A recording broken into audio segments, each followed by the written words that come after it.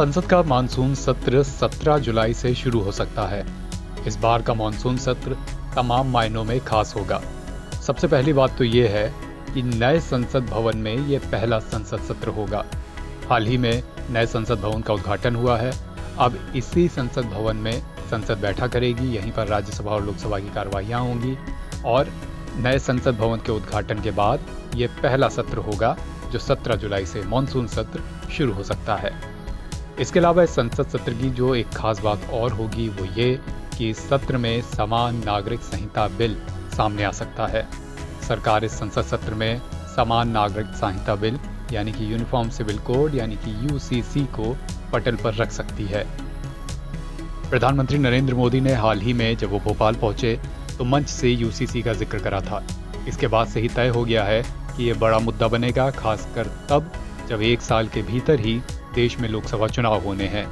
Bharatiya Janata party लगातार तब से यूसीसी को बड़ा मुद्दा बना रही है। वहीं तमाम विपक्षी दल इसके पक्ष में नहीं हैं। यूनिफॉर्म सिविल कोड के नाम पर ऐसे लोगों को भड़काने का काम हो रहा है।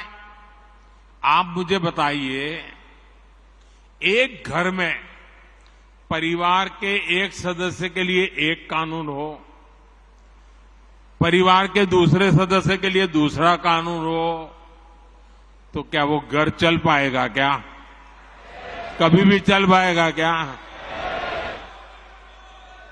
फिर ऐसी दोहरी व्यवस्था से देश कैसे चल पाएगा?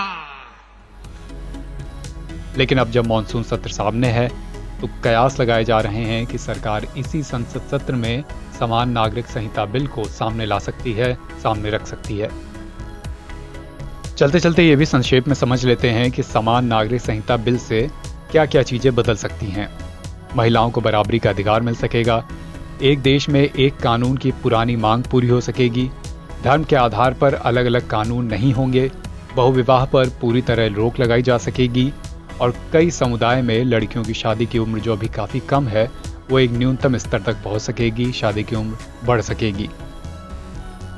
इन सारी बातों के बीच जहां भारतीय जनता पार्टी लगातार यूसीसी के पक्ष में बयान दे रही है, वहीं तमाम अलग अलग वर्ग और तमाम राजनीतिक विपक्षी दल इसके समर्थन में नहीं है।